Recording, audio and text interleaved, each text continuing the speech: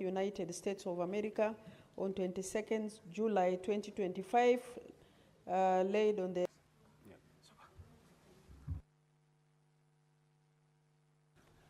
Thank you, Mr. Speaker. I beg to give notice of the following motion.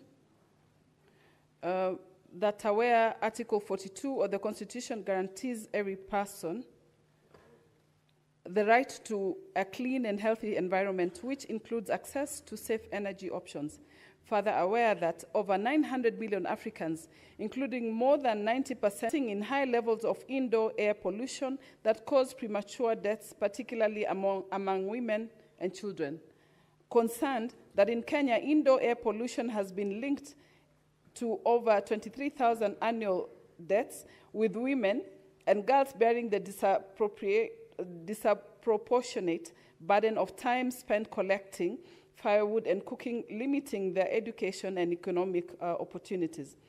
Noting that traditional cooking methods contribute significantly to deforestation, greenhouse gas emissions, and climate vulnerability at the county level, undermining national commitments under the Energy Act 2019 and Climate Change Act 2016, and Kenya's nationally determined contributions and NDCs.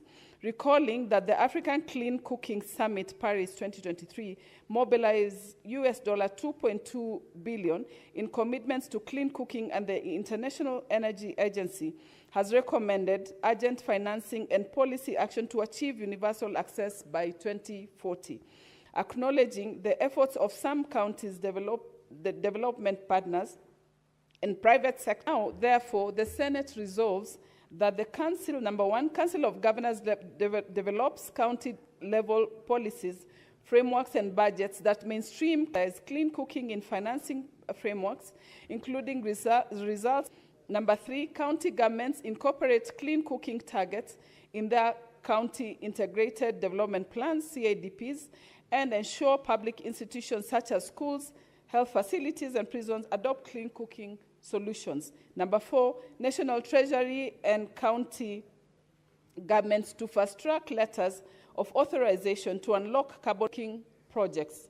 Finally, county governments engage the private sector actors and community organizations to... Thank you, Mr. Speaker.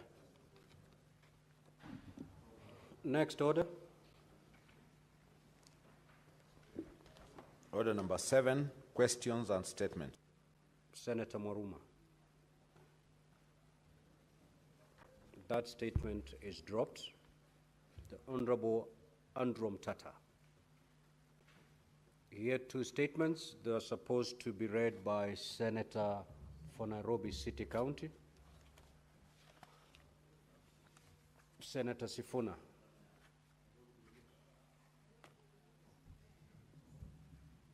Those 2 statements are dropped. Senator Seki.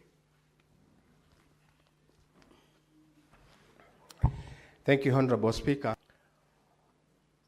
Request for a statement on the failure for 48 former employees. Mr. Speaker, sir, I rise pursuant to statement Standing Order 53-1 to seek a statement from the Standing Committee on Labor and Social Welfare on a matter of inter-county concerns regarding the failure by Northwest Water and Company Limited to pay court-awarded compensation to 48 former employees. Mr. Speaker, sir, 48 former since 2018.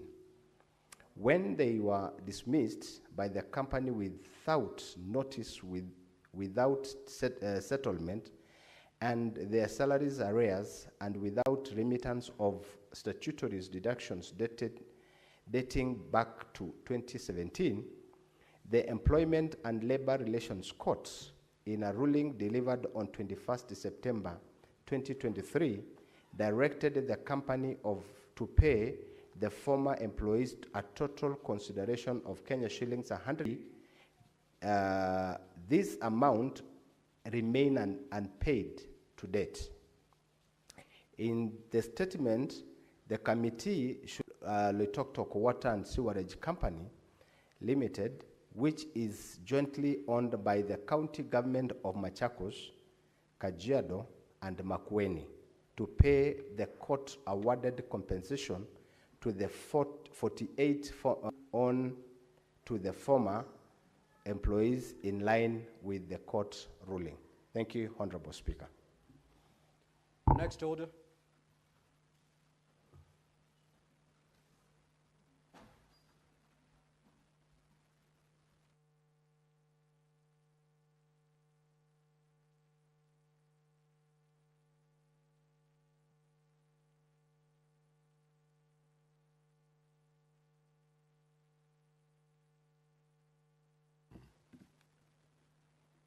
Order number 8, motion, consideration of the National Assembly amendments to the county government's additional allocations.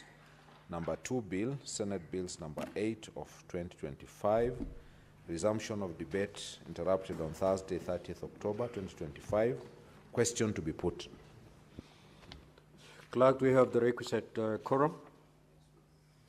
2025 be now considered. Will as many as of that opinion say aye? Aye. Will as many as of the contrary opinion say nay? The ayes have it.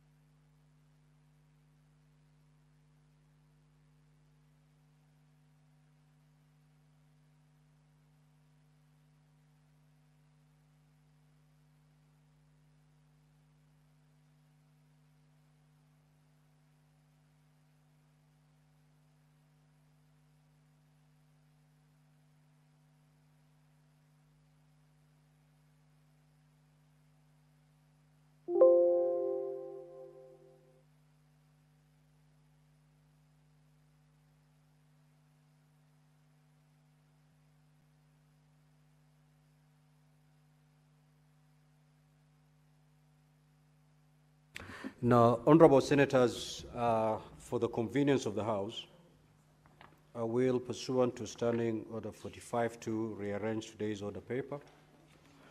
We will call the Senate Majority Leader to take the floor.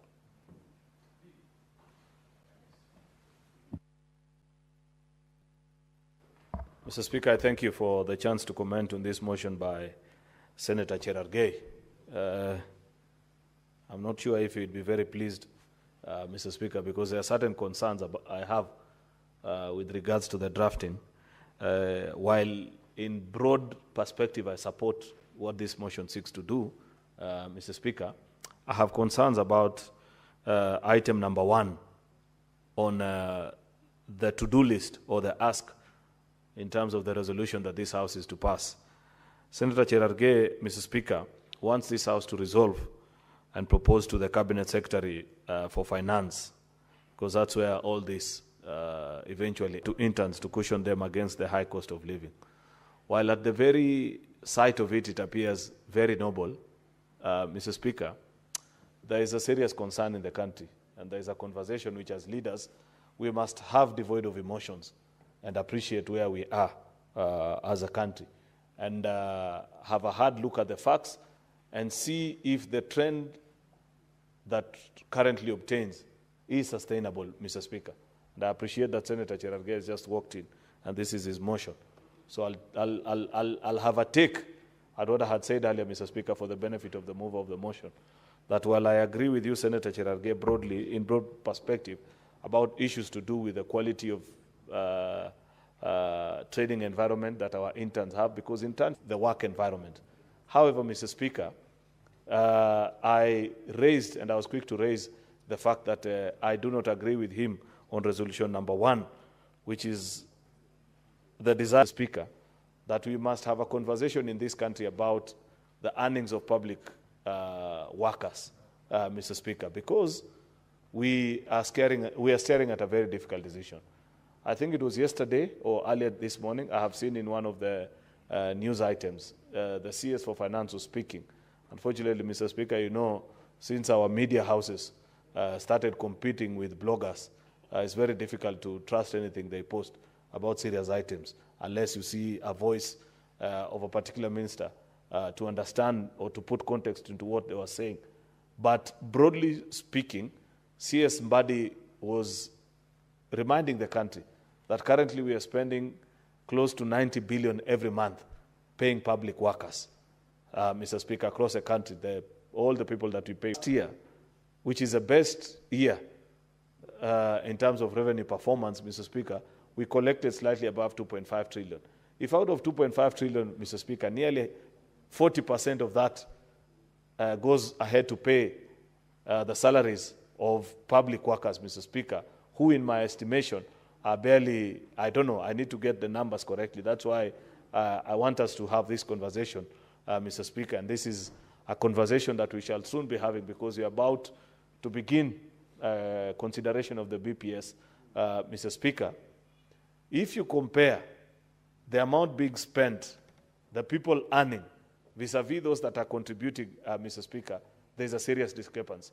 And I gave the example a few weeks ago when I was moving a bill in this House, that in my own county, when I did the county workers, which is the total number of public servants that earn out of our shareable revenue, earning close to 40% of our shareable revenue in a county of public servants. We must reduce, Mr. Speaker. And these are things that we have to tell each other. It may not sound popular, Mr. Speaker, but even you that are being employed, you should be concerned because of what benefit will it be for you to carry a piece of paper saying it is unemployment, yet at the rate at which you are. Mr. Speaker, the rate at which our public wage bill is growing is unsustainable, and that has been the case for the last decade plus. But nobody has had the courage to confront this statistic, Mr. Speaker, and ask the people of Kenya that we perhaps relook and have a conversation about what are our priority areas. Mr. Speaker, this is what you have, this is what you need to do. Out of the things that you need to do, if you do this, but I know because I don't have the resources now, let me list a priority of the things that I need to do.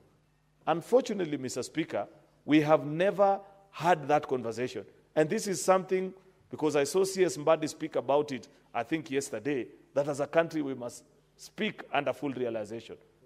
We need to move this conversation not just from counties. And as Senate, we have done a good job of highlighting how much is being spent by our counties on public, personnel compensation, Mr. Speaker. What is happening to the counties? It affects even our shareable revenue. Part of the reason why we cannot hit 450 billion, Mr. Speaker, is because we are being told in terms of salaries, Mr. Speaker. Required, Mr. Speaker, in learning how to work in Public Service Commission, Mr. Speaker. While that is important, resolution number 1 is in conflict with a very important national conversation that this country has been yearning to have for the last 10 years plus, but nobody has had. He has pricked our conscience as a country to appreciate that there are certain decisions which we make as a country, which in the fullness of time will ensure that making is that this is a timely conversation which we are having here as a Senate, and I hope that the minister can reveal to us so that we appreciate. You have seen, Mr. Speaker, and I think there is nothing wrong with this culture of talking to each other and saying what is available and what is not available. You know, the problem we have in this country, Mr. Speaker, is that we want to make conversations about that realization of eventually what will be the dynamo effect on the rest of the economy, Mr. Speaker. And that is something which as leaders we must learn to be honest with ourselves. The unfortunate bit about it, Mr. Speaker, is that we are yet to realize that we need to prioritize the needs of the country, Mr. Speaker, in comparison to the resources that are available, so that we appreciate and know what to face as a republic in this day and age. Look at the country like the United States of America. The government has been on a shutdown for I don't know how many weeks because people cannot agree on a budget, because they know that you must operate within a certain fiscal frame, which, if you bust it, you are endangering the sustainable standards of living in that particular country. You are burdening the future generations. How did we get to the levels of debt that we have today, Mr. Speaker?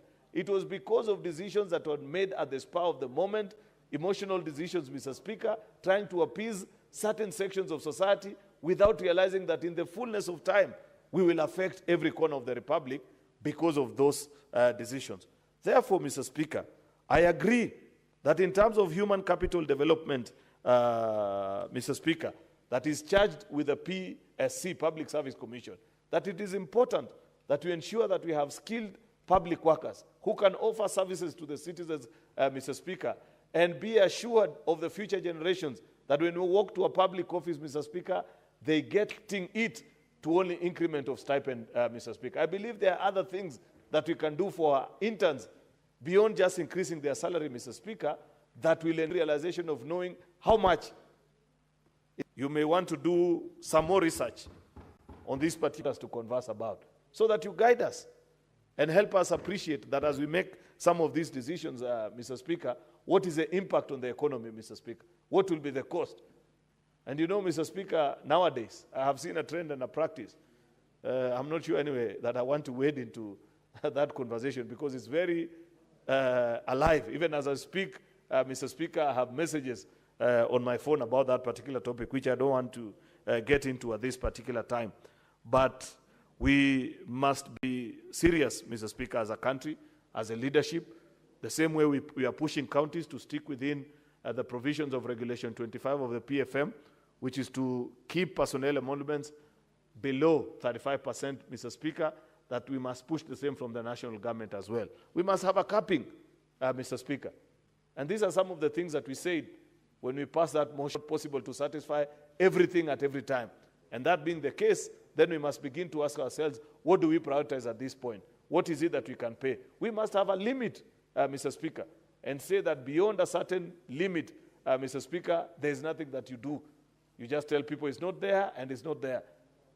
This thing of selling hope, I agree that in terms of human capital development, Mr. Speaker, that is charged with the PSC, Public Service Commission, that it is important that we ensure that we have skilled public workers who can offer services to the citizens, Mr. Speaker, and be assured of the future generations that when we walk to a public office, Mr. Speaker, they getting it to only increment of stipend, Mr. Speaker. I believe there are other things that we can do for our interns beyond just increasing their salary, Mr. Speaker, that will end realization of knowing how much.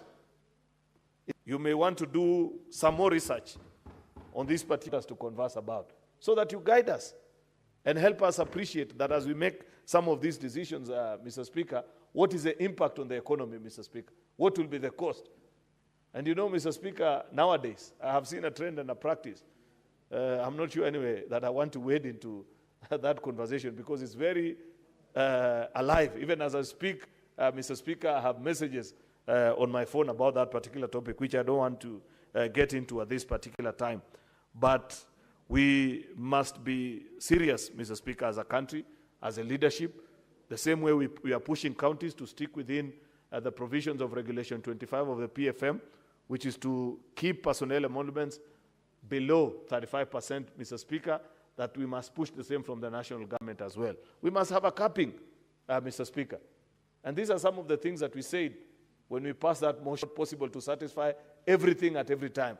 And that being the case, then we must begin to ask ourselves, what do we prioritize at this point? What is it that we can pay? We must have a limit, Mr. Speaker, and say that beyond a certain limit, Mr. Speaker, there is nothing that you do. You just tell people it's not there and it's not there. This thing of selling hope, Mr. Speaker, on matters finances is what has made our life very difficult. Other countries, Mr. Speaker, are honest with each other. And they're able to tell people that, unfortunately, we are sorry. This is the maximum that we can employ at this particular time. Let's wait. If things get better, we'll have that conversation. But somehow, somewhere, beyond. And that is what has messed us up to get us to this point where we are consuming 90 billion shillings every month. Mr. Speaker. And in fact, that conversation is not complete, Mr. Speaker, because I know in my days in budget and finance, we've always asked, in these days of AI, logical penetration is in levels higher than the rest of our peers in sub-Saharan Africa, Mr. Speaker. Why is it not possible to establish the accurate number of public workers in this country, Mr. Speaker? I know for a fact, because I read through it, you have no legitimate way of checking. And there are people who resist it within the structures of public service, Mr. Speaker, any attempt to establish the accurate number of public workers so that we know, out of this 90 billion, for example, that CS Mbadi is telling us we are consuming every month, many work in the core civil service, we need to know so that we can have a proper conversation that is informed, Mr. Speaker, by figures, so that we know where is it that we can trim. We can be honest with each other and say, I don't think this is sufficient a number to have. All we read, Mr. Speaker, and we are fighting about it, is that, oh, we have a shortage of policemen, we are employing 10,000 this year, we have a shortage of this other one, we are adding this particular number. That conversation cannot be complete, Mr. Speaker, unless the National Treasury leads the country into having a conscious conversation about earnings in the public service, Mr. Speaker. And that will only happen if they are open with the figures. It's not enough for the minister to just tell us, oh, it's 90 billion. 90 billion paying who? Where? How many, Mr. Speaker, in total? I believe that until those figures are brought to fore, this conversation is not complete, Mr. Speaker. And therefore, while I agree with what Senator Cherargei is proposing to us, I feel that for him to do proper justice to his motion, he has to add the numbers that we are asking for. With those many remarks, Mr. Speaker, I thank you. Senator Sifuna. I know he's watching us from the US. I was not able to take his statements because he had delegated to me, but I'm sure I will get opportunity to do them. But we have to have difficult conversations with the senator for Nandi.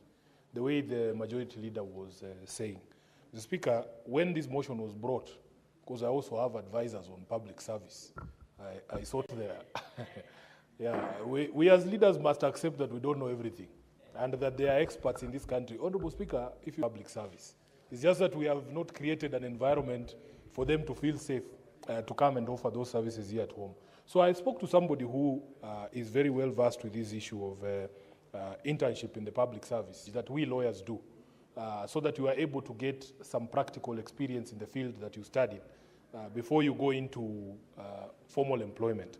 Now, the way that it was designed, at least this is what I was told, 1,000 shillings, which, Honorable Speaker, if you remember, I don't know where you went for your pupillage, but Honorable Speaker, I went, I went to pupillage, the first one at a law firm called Cairo and McCourt. Teach me at that law firm is more than anything that I have learned in the university. And those of you who went to pupillage at under Mr. McCourt, remember he had a favorite term for all people who were not properly backed. And I will always appreciate everything that I learned under Mr. McCourt. In 2005, he was than anything else. And I remember it was very tough because surviving in Nairobi on such a stipend was very, very difficult. And Speaker, he used to make it even more painful that instead of just giving you that 7,500 across the counter, he would actually write you a check. So Speaker, we used to just see like he just wanted to spite us some more. And those days you had to wait for checks to mature. I don't know if that we have failed to create enough opportunities for young people to work. People want to work.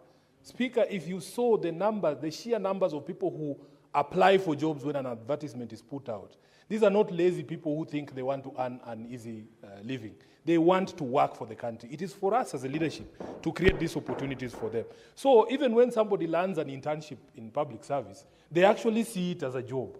And they are always looking to see if they can be confirmed in those roles and to push the envelope as much as possible. Because after you finish that internship, Senator Cherargei, you go out there and there are no other opportunities for you. That is where the problem is, Honorable Speaker. So for me, really, if you talk about this amount, these ones are doing a bit better than the junior secondary school teachers you can imagine who are earning 17,000 shillings, Honorable Speaker, a full-time salary. Surviving in this city on 17,000 shillings is almost a miracle. And when I hosted the teachers for World Teachers' Day on the 5th of October, they are telling us stories, Honorable Speaker, that first of all, as a man, there's no way you can bring your wife, if you're married, to Nairobi to stay with you under that 17,000 shillings. The wife has to remain at home there, up country. And Honorable Speaker, you know the strain that it puts on marriages when there is that distance between the husband and wife. It is impossible to find decent housing.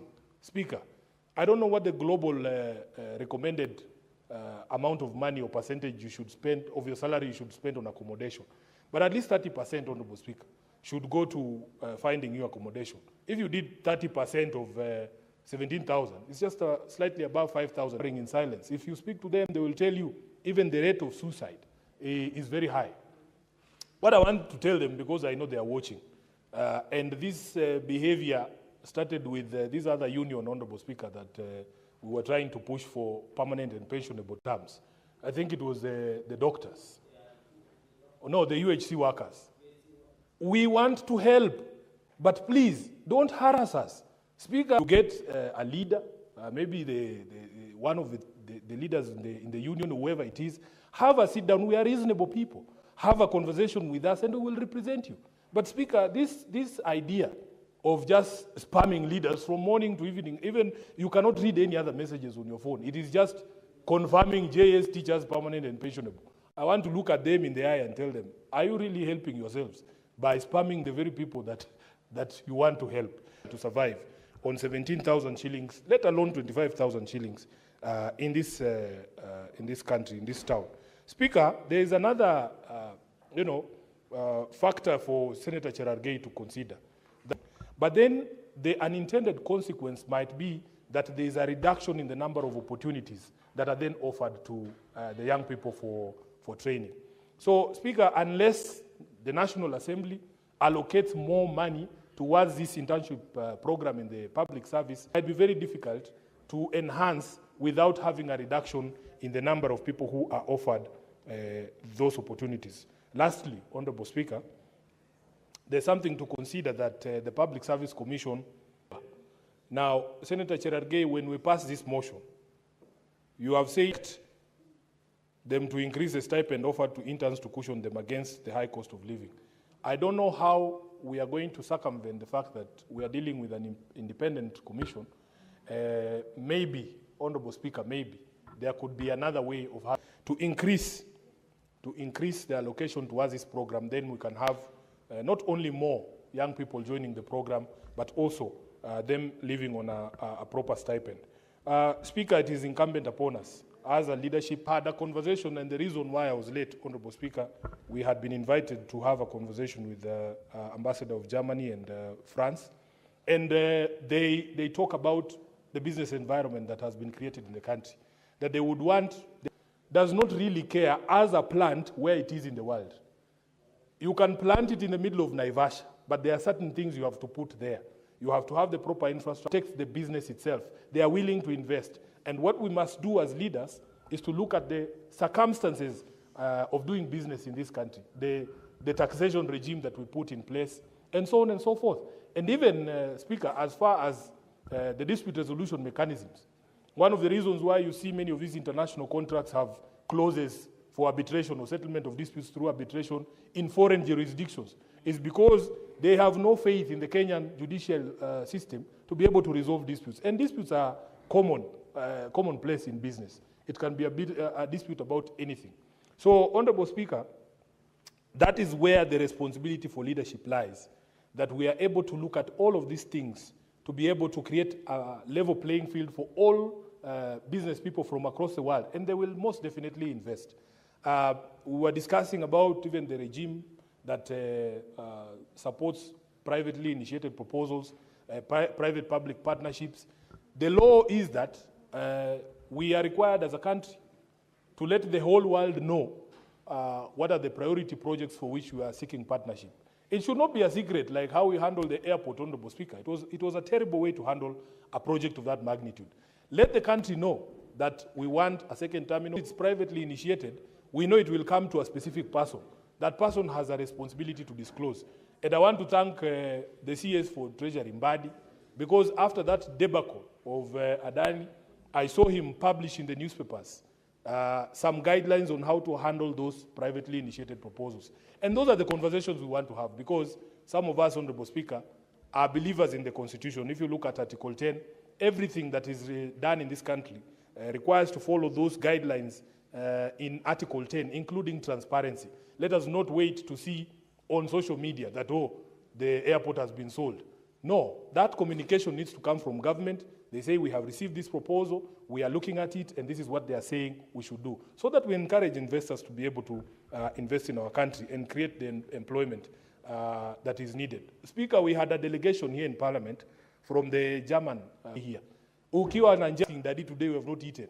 And then you don't do, some of us would go to the ends of the world for our children. So the conversation we are having, even as Europe grapples with the question of immigration, the source of the problem is here. Can we create an environment in Africa, in our countries, that discourages people to go out? Even this issue of sending people out there, I don't know why anyone would be proud. Because basically, you are piggybacking on efforts of other countries to be able to create opportunities for their people. Then you say we have sent 10,000 Kenyans there. How many of them are coming here to work in businesses that you've built? That is the question we need to ask. And how many Kenyans have you provided to work? They want to be able to put into practice the things that they went to school to learn, and that is our responsibility as leadership. Nandi, and I hope that there can be a lasting solution to the problem of unemployment in Kenya. Thank you, Honorable Speaker. Senator Wamatinga. Thank you very much, Mr. Speaker, sir, for giving me an opportunity to also add my voice into this important debate. Mr. Speaker, sir, I want to start and pick from where Senator Sifuna left it. He said he does not know how many people do really come back here. I'm one of those who got an opportunity to go through a dual system, education system in Germany. Indeed, it opens an opportunity for you to develop the experience, especially in technical field. I am a software engineer, diploma with Siemens. I want to support this motion and say, indeed, we need to look at the whole spectrum of how we are doing it. Mr. Speaker, sir, it is not just enough to add on the training that we are giving people doing the apprenticeship or doing the attachment. What we need to do, we need to introduce a system that encourages to do a dual system, especially in technical field. More in the attachment that they did learn in the university, something that has also been confirmed by Senator Sifuna, in some technical courses where you need to develop the fine feeling of what you are doing, especially in precision engineering. You need to develop the passion. It would be important, Mr. It would allow the dual system for schools and enterprises to coexist, Mr. Speaker. This would only be possible, Mr. Speaker, if we make sure that we bring the research centers in our institutions of learning, especially higher learning, and then we give them the opportunity to indeed mitigate some of the costs that we incur through this apprenticeship. Mr. Speaker, indeed, this country has continued pumping over 1 million graduates into the market, but we've not created enough opportunity. And it starts there from where my colleague said, and I want to say that I was happy when I was also the share of energy, that we realized one of the biggest hindrances we have in this country, Mr. Speaker, is the cost of power. With the cost of power going up to 26 cents USD per kilowatt hour, Mr. Speaker, we are barely any investments. But, Mr. Speaker, technology has evolved, nuclear energy has become more safer, it has become more affordable, and most importantly, we have now mini reactor, we have small nuclear reactor that are able to produce bunches of up to 200, 300 megawatts, and that for about 80 years, Mr. Speaker. The best investment, Mr. Speaker, like wind, you have a life expectancy of 20 years, investing so much money. And now that, Mr. Speaker, Kenya has gone and is almost getting there, that we are able to invest our pension fund in some of our development projects. It is the high time, Mr. Speaker, that we relook at some of the dynamics that attract investments. And we will not achieve that, Mr. Speaker, unless we ensure that The cost of energy has been brought down. The marginalized counties that make about 80% of the landmass in Kenya, Mr. Speaker, they remain unconnected to the national grid. Landing a diesel generator, Mr. Speaker, you cannot be able to produce any product that can be compete with any other product from anywhere in any part of the world. And therefore, Mr. Speaker, it is the high time that we adopt the modern technology as we look at mainstreaming our schools to become duality now that we have the CBC system, where kids right from grade 4 would be introduced to a day or two per week where they go and then they make a choice that is informed of what they would want to be, and not wait until they do the exam and then the exam results would choose them what to become. Mr. Speaker, most of us waited until they graduated to see what they want to become in life because of the competition that's there. We did not have the luxury to make a choice right from kindergarten. I would want to become this and that, and they would get an opportunity to visit those kind of industries, those kind of service providers, and indeed make their decision and affirm that that is what they want to do. Mr. Speaker, that is the only way that can ensure that we are able to absorb the population that's getting younger into the job market. But Mr. Speaker, we must also realign ourselves with the changing technology. We must also be able to leverage the way we do things with the Internet of Things, so to align it with the production, because artificial intelligence, as much as people may not want to agree with me, it's going to become as an important production factor as capital is, as land is, and as labor is. Mr. Speaker, if we do not address the issues of power shortage we have, with a spending reserve of less than 10%, Mr. Speaker, there is no serious investor that's going to come to this country. And without attracting enough serious investors, without value addition, which will not be possible if the cost of power becomes very high, Mr. Speaker, it is the high time we look at the model. And that's why, Mr. Speaker, I'm a proud supporter of the KK government, because for the first time in 62 years, we are able to use our pension fund to invest in our own infrastructure development project. Mr. Speaker, we have, for the our people have been detailing after working for 36 years with a saving of only 98,000. It will be possible, Mr. Speaker, to grow our own pension. It will be possible, Mr. Speaker, to save on the foreign exchange that we've been losing annually on repaying the debt, and most importantly, to safeguard the consumers from the fluctuation of the hard currency. That, Mr. Speaker, those are some of the things that we'll be able to do, and most importantly, to ensure that as we move the younger generation into the next phase, where they'll need to move this country and make this country a developed country, we must relook at the way we are doing our things. And therefore, I want to thank Senator Shelagay for this wonderful motion, but I want to tell him, yes, indeed, there are a lot that needs to be considered, and one of the things that we need to be streamed. Thank you, Mr. Speaker, for giving me an opportunity to also add my voice to the motion by Senator Shelagay on this internship program by the Public Service Commission. Mr. Speaker, from the onset, I must say that the millions of young people that have left schools and colleges and are not engaged, to give them an opportunity to choose career paths and sharpen those career paths that they choose. The Speaker, unemployment is a serious threat to national stability.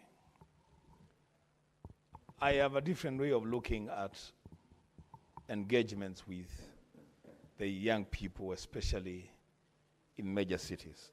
The Speaker, every time politicians and political leaders, even church people, every time you call a meeting during the week, a rally, a crusade, and you see tens of thousands of young people attending those rallies and those meetings and those crusades, the Speaker, it speaks to the problem of unemployment in this country.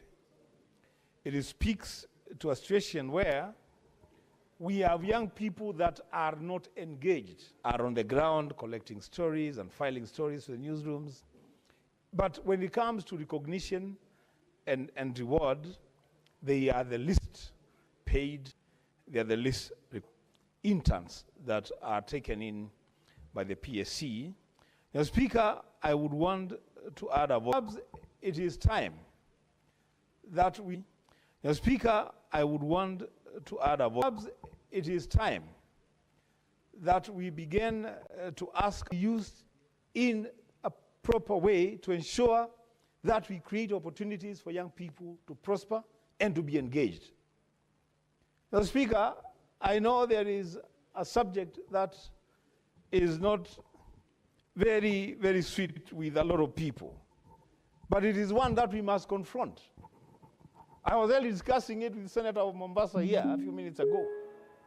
You know, Mr. Speaker, there is money that we collect from all of us who are payslips called the housing levy. And collect that money, Mr. Speaker, there are projects taking place in some places, not taking place everywhere. But the most agonizing thing, Mr. Speaker, is to be told that that part of that money has been invested in treasury bills. Mr. Speaker, let me say this. That, Mr. Speaker, the best way of doing these things is there was an agenda of this administration and even those of us who are in the Azimio coalition, Mr. Speaker, to create and equip at least one factory in every county. At least for us, that was very clear. Now, Mr. Speaker, we need to have not just the public service, but even the private sector to get into the space of creating opportunities for young people to be profitably engaged. Mr. Speaker, this program, as rolled out by the Public Service Commission in 2019, as I said, it is a good program.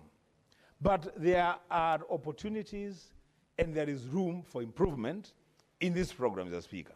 In this way, seeing as it were that we have so many young people out there who have graduated from schools and colleges and they are not engaged, Mr. Speaker, there is an opportunity to make it mandatory that every institution of government must create avenues for internship for young people. There is room for improvement, Mr. Speaker, even for the private sector institutions, so that internship becomes something Kenyan, you know, in a way that we are able to absorb our own people and give them opportunities. And in it, Mr. Speaker, there should be clear career progression paths. So that a child or a young person joining an institution as an intern knows that if they perform well, there is opportunity for them, first of all, after such a period of time, to be absorbed in the job, and secondly, to progress through the ranks of that institution, that organization, even the top level, Asia, in Europe, in the Middle East. Mr. Speaker, that is something that we should not be proud of. We are exporting young talent, energetic young people to go and help other economies to grow and prosper.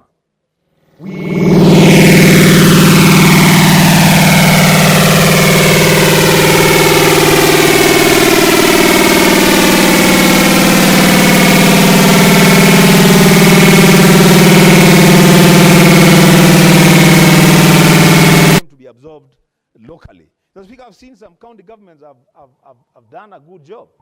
There are some county governments that are running youth programs, you know, absorbing X number of youths in their counties, giving them opportunities to undertake important roles in the development of the counties.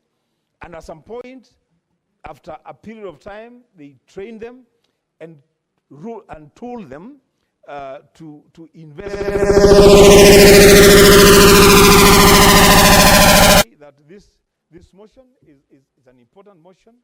is one thing that we need to think about very, very seriously and ensure that it does not just happen with the Public Service Commission, but expand the scope to other institutions, the private sector, the county governments, so that we take in a lot more young people in useful and profitable engagement. Mr. Speaker, with those many remarks, I support. Senator Abbas.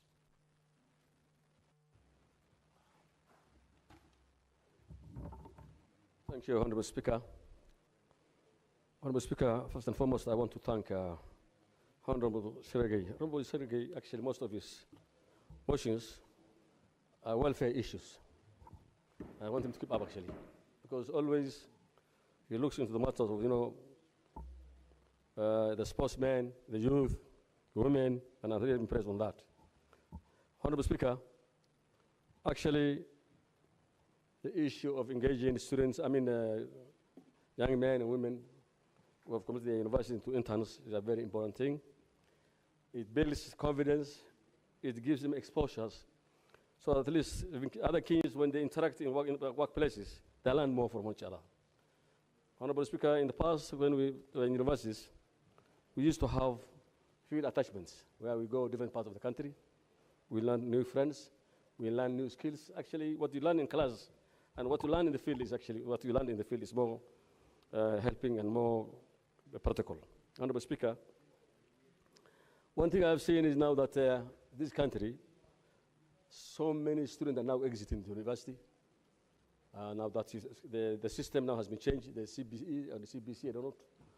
Things have now changed that, and then we'll have millions of Kenyans. In Kenya, the tea production in Kenya, the teas that we produce in Kenya, we only consume 5%. And we export 95%. And most of the countries that we export to are traditional markets. The markets that we found in 2000 when KTDA was still an authority. And to date, we've not shifted to new markets.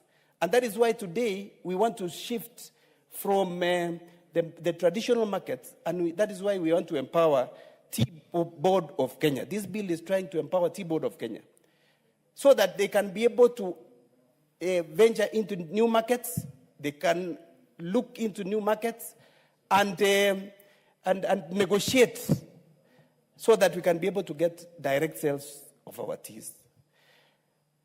This bill is also trying to empower Tea Research Institute, so the Tea Research Institute can be able to do proper research on the good loans that our teas can, of clones that the clones that